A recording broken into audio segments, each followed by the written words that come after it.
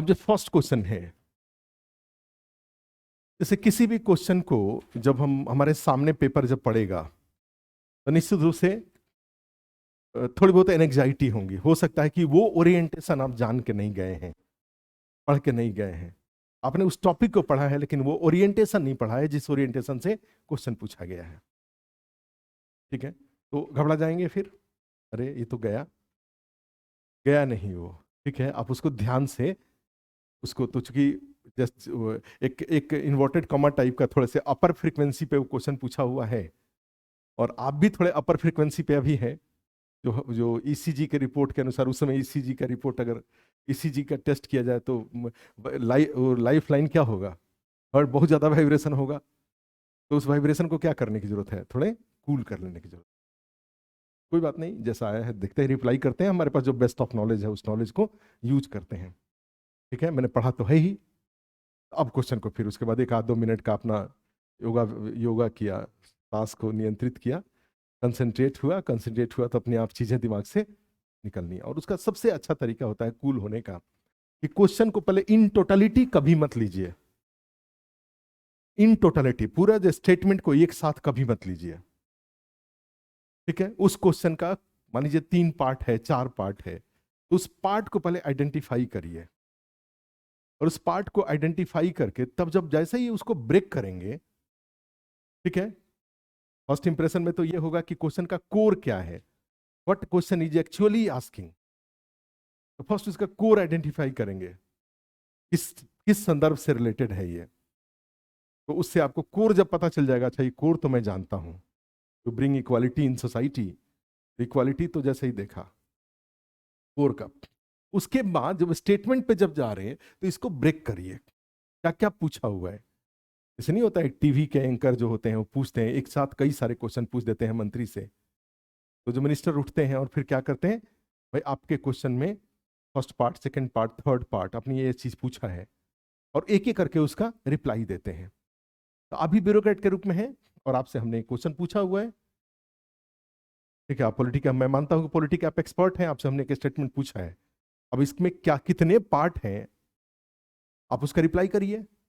पहले आइडेंटिफाई करिए कितने पार्ट हैं, आपने क्वेश्चन में ये चीज पूछा हुआ है। तो इसको आइडेंटिफाई जब करने जाएंगे तो इसमें क्वेश्चन है, no person shall be deprived of, किसी व्यक्ति को उसके प्राण दैहिक स्वतंत्रता से विधि द्वारा स्थापित प्रक्रिया के अनुसार ही वंचित किया जाएगा, अन्यथा नहीं। ठीक है, और आप जानते हैं कि ये जो क्वेश्चन है, ये क्वेश्चन किसका है, ये आर्टिकल 21 है इंडियन कॉन्स्टिट्यूशन का। इसलिए हमने कहा कि भाई इंडियन कॉन्स्टिट्यूशन का जो डिफरेंट आर्टिकल्स हैं उसको पढ़ लेने की जरूरत है, क्योंकि दोनों तरह से एक स्टेटमेंट की भी जरूरत पड़ेगी। स्टेटमेंट की जरूरत तो हर बड़े क्वेश्चन में भी पड़ेगा, हो सकता है दूसरी जगह इकोनॉमी में भी पड़े, हो सकता है कि हिस्ट्री कल्चर में भी पड़ जाए, कहीं कहीं पढ़ सकता है वो चीज। और ये सबसे अथेंटिक इंफॉर्मेशन होगा, वो जो स्टेटमेंट जहां भी उस स्टेटमेंट को यूज करेंगे वो बड़ा रिलेबल इंफॉर्मेशन होगा। तो उसमें आता है कि भाई मान लीजिए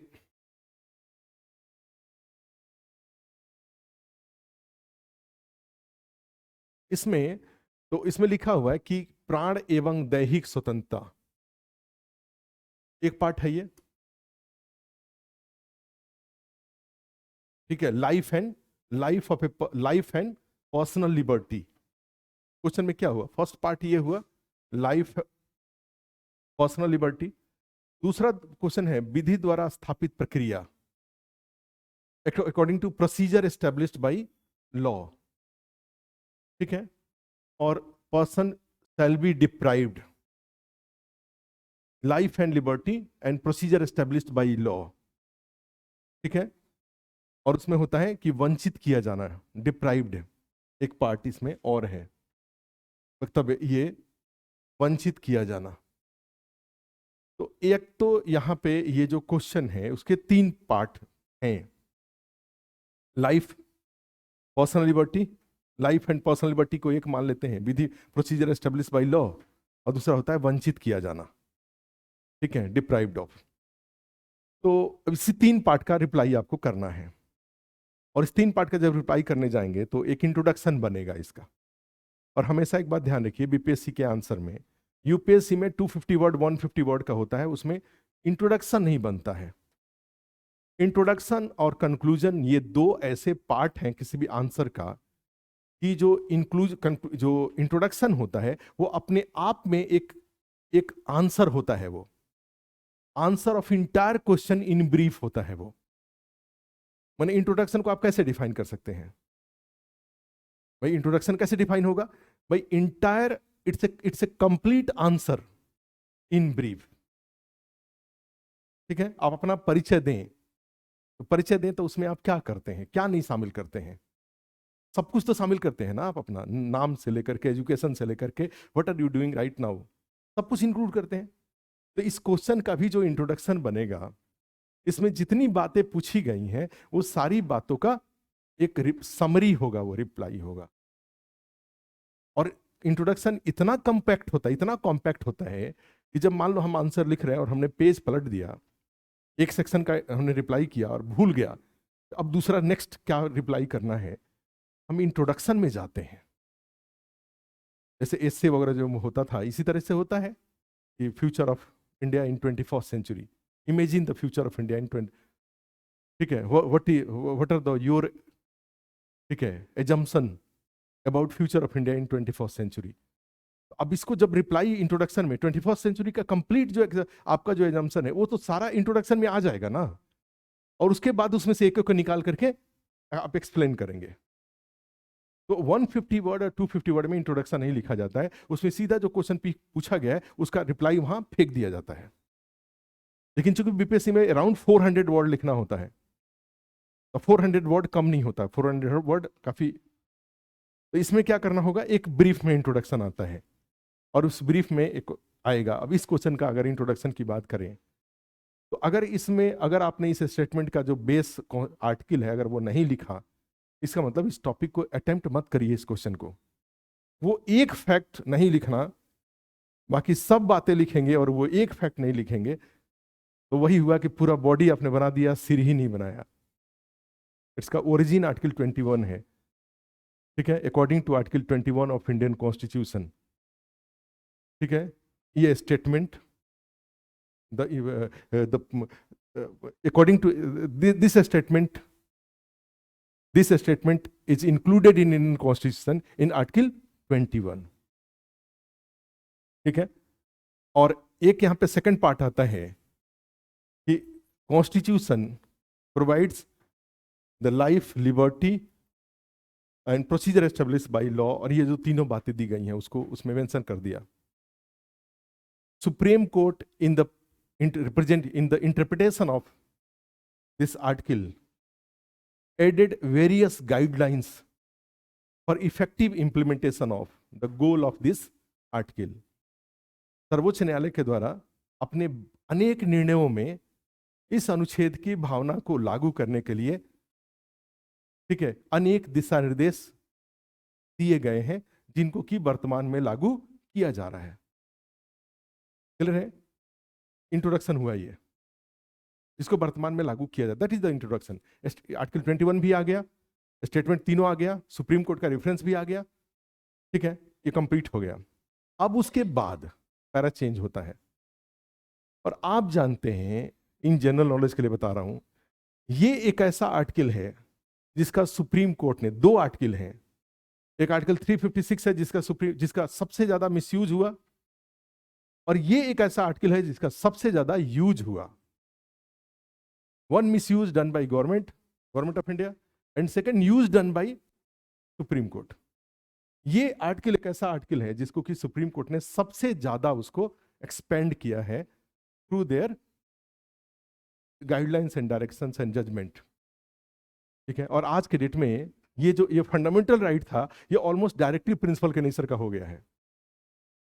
भाई, जेल परिसर के अंदर में हथकड़ी नहीं लगाया जाना चाहिए। क्यों? क्योंकि ये व्यक्ति के गरिमा के अगेंस्ट है। मैंने इस पर्सनल लिबर्टी का मतलब क्या हुआ? What is the difference in personal liberty of an animal and in human? एक व्यक्ति के स्वतंत्रता और एक जानवर की स्वतंत्रता में क्या डिफरेंस है? जानवर की स्वतंत्रता का मतलब होता है कि उसको रस्सी से खोल दीजिए, वो स्वतंत्र हो गया।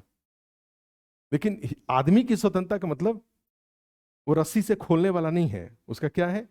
और इसीलिए आर्टिकल 21A में जब राइट टू एजुकेशन को फंडामेंटल राइट बनाया गया तो उसको 21 के पड़ोस में रखा गया, 21A में रखा गया। क्यों? क्योंकि राइट टू एजुकेशन इंडिविजुअल को, ह्यूमन को मेंटली इंडिपेंडेंट बनाता है। अब पूछेगा ना कि भाई आर्टिकल जो राइट टू एजुकेशन को जब फंडामेंटल राइट बनाया गया तो उसको दूसरे आर्टिकल में क्यों नहीं जोड़ा गया, ये 21 के पड़ोस में क्यों जोड़ा गया? राइट टू हेल्थ को अगर फंडामेंटल राइट जब भी बनाया जाएगा तो उसको कहां जोड़ा जाएगा? तो उसको भी कहां जोड़ा जाएगा? यहीं पे 21B बनाया जाएगा आर्टिकल उसको। और भी बड़ी सारी बातें, कैदियों का ह्यूमन राइट्स और क्या क्या। तो ये पर्सनल लिबर्टी को सुप्रीम कोर्ट ने बड़े सारे जजमेंट से इंटरप्रेट किया हुआ। 10 बजे रात के बाद लाउड स्पीकर नहीं बजा सकते, किस आर्टिकल का पार्ट है ये? इसी 21 में ह्यूमन डिग्निटी के अगेंस्ट है ये। किसी आदमी को आप लात से नहीं मार सकते, पैर से नहीं मार सकते, वो जो गंदा है सिर पे उठा के नहीं चल सकते। ये सब क्या है? ह्यूमन डिग्निटी के अगेंस्ट है। तो ये पर्सनल लिबर्टी को इन्होंने डिफाइन किया। दूसरा जैसे जाते हैं तो अब पैरा चेंज करेंगे तो उसमें अब एक एक को एक्सप्लेन करेंगे आप। What is the meaning of life, what is the meaning of personal liberty, what is the meaning of procedure established by law. अब इंडिया में है तो विधि की स्थापित प्रक्रिया है, यहाँ पे प्रोसीजर एस्टेब्लिश्ड बाय लॉ है। भाई पार्लियामेंट ने जो कानून बना के दिया है, जुडिशरी उसी के अकॉर्डिंग चलेगा। लेकिन आपने देखा है 1978 में मेनका गांधी के मामले में सुप्रीम कोर्ट ने ढूंढ निकाला ड्यू प्रोसेस ऑफ लॉ को। इंडिया में प्रोसीजर एस्टेब्लिश बाय लॉ है, लेकिन सुप्रीम कोर्ट ने कहा कि भाई इसमें कॉन्स्टिट्यूशनल जो बनाने वाले थे वो भले ही उसको हाईलाइट नहीं किए, लेकिन ड्यू प्रोसेस ऑफ लॉ को भी नेग्लेक्ट नहीं किया जा सकता। अमेरिका में ड्यू प्रोसेस ऑफ लॉ है, हमारे यहाँ क्या है? प्रोसीजर एस्टेब्लिश बाय लॉ है। तो procedure establish by law supreme court के जो जुडिशरी है उसके काम करने की क्षमता को क्या करता है? कम कर देता है, कंट्रोल कर देता है। ड्यू प्रोसेस ऑफ लॉ माने रीजनेबिलिटी को चेक करना। आप उस 21 को अच्छे से पढ़िएगा कि कोई लॉ है उसका रीजनेबिलिटी को भी टेस्ट करने का राइट इनके पास है। ठीक है, मान लीजिए कोई रोड आ रहा है और यहाँ पे बीच में खड्डा आ गया, तो सुप्रीम कोर्ट आकर के यहाँ पे होल्ड हो जाएगा, पार्लियामेंट को कहेगा कि भाई कानून बनाओ कि इसको पार करें। लेकिन जब ड्यू प्रोसेस ऑफ लॉ होगा तो क्या कहेगा? सुप्रीम कोर्ट खुद अपनी तरफ से लॉ इसमें इंप्लीमेंट कर देगा, कहीं कहीं कुछ चीजों को खोज खोज करके। Due process of law, procedure establish by law, ये क्लियरिफाई यहाँ पे फिर इसको दोनों का मीनिंग क्लियर करेंगे। Why, how the procedure establish by law in Indian constitution article 21 strengthened by supreme court with finding of due process of law in 1978 Maneka Gandhi और बाकी। क्योंकि लॉ ऑफ नेचर को, due process of law of nature के अनुसार काम करता है, और procedure establish by law constitution के अनुसार काम करता है। तो सुप्रीम कोर्ट ने जो ह्यूमन राइट्स को स्ट्रॉन्ग करने के लिए, इफेक्टिवली इंप्लीमेंट करने के लिए, उन्होंने ढूंढ निकाला वहां से ड्यू प्रोसेस ऑफ लॉ को। और आज के डेट में जहां जरूरत पड़ता है वहां सुप्रीम कोर्ट खुल करके ड्यू प्रोसेस ऑफ लॉ को रेफरेंस लेता है। और उस कारण से इनका क्या हुआ, इनका जो अधिकार था वो अधिकार का दायरा काफी बढ़ गया। तो यहाँ पे आपको ये सारे टर्मिनोलॉजी को एक एक करके एक्सप्लेन करना था कि वंचित का क्या मतलब हुआ, प्राण एवं दैहिक स्वतंत्रता का, what is the meaning deprived of life and personal liberty, इसका क्या मीनिंग था, ये सब यहाँ पे था। और लास्ट में कंक्लूजन में लिखना था कि this article is the most important article of Indian constitution.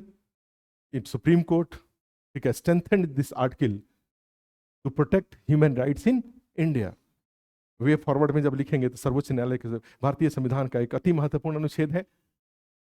ठीक है, इस अनुच्छेद को व्यवहारिक रूप से क्रियान्वित करके मानवाधिकार को सुनिश्चित करने के लिए सर्वोच्च न्यायालय, उच्च न्यायालय ने अनेक प्रावधान इस आर्टिकल में जोड़ा हुआ है।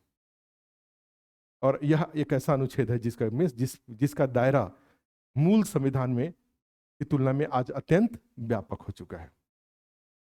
इससे नहीं कहा जाता है कि संविधान आज वहीं तक नहीं है जिस सीमा तक इसको बनाया गया और बाद में अमेंडमेंट करके जोड़ा गया by legislative assembly. Supreme court ने इस संविधान का जो कई सारे प्रोविजंस है उसको काफी फैला दिया है, और उसमें का एक आर्टिकल जिसको सबसे ज्यादा फैलाया गया है वो आर्टिकल 21 है। एक इंट्रोडक्शन लिखना था और जो उसमें से आपने आइडेंटिफाई कर रखा था उसको एक एक करके विथ एग्जाम्पल एक्सप्लेन करना था, और फिर लास्ट में वे फॉरवर्ड में ये आर्टिकल किस प्रकार ह्यूमन राइट्स को, मानवाधिकारों को मजबूत किया है। कैदियों का भी मानवाधिकार है, कैदियों को भी आप जानवर की तरह, और इसीलिए कोर्ट परिसर में आप जाते हैं तो देखते हैं कि वो कोर्ट परिसर में कभी हथकड़ी नहीं लगाया जा सकता। ये इसी आर्टिकल में लिखा हुआ था, इसी आर्टिकल में बाद में सुप्रीम कोर्ट ने जोड़ा। इसलिए देखते होंगे पुलिस वाले हाथ पकड़े रहते हैं, आपने देखा होगा कभी अगर कोर्ट परिसर में गए होंगे, कोर्ट कैंपस में गए होंगे, तो जितने भी कैदी हैं सबको पुलिस वाले हाथ पकड़ते हैं, उंगली पकड़ के चलते हैं, कभी हथकड़ी नहीं लगाया जाता है। अब बहुत ड्रेडेड कोई होता है तो उसका अलग बात होता है। बहुत सारे पुलिस वाले होंगे, रस्सा उस्सा कमर में लगाया होगा, वो अलग बात हो जाती है। लेकिन ये rare of the rarest case में ऐसा होता है। कोर्ट परिसर में हमेशा आर्टिकल 21 का ही एक्सटेंशन है ये। ठीक है, कोई भी आदमी, जैसे कहा जाता है अभी दिल्ली में इतना सारा जो पॉल्यूशन दिखाई दे रहा है, इसके ये आर्टिकल 21 में ये कहा जाता है ना कि क्लीन एटमॉस्फेयर में रहने का राइट हमारा फंडामेंटल राइट है। अब 21 का ये उल्लंघन है। कोई जाके कहे कि हमारे इसे पॉल्यूशन कारण मुझे खांसी हो गया इसलिए दिल्ली सरकार मुझे, तो अरविंद केजरीवाल जी कहेंगे मुझे तो पहले से है। ठीक है, तो ये इसमें इस क्वेश्चन का ये पार्ट था, आप ध्यान रखिएगा इसको।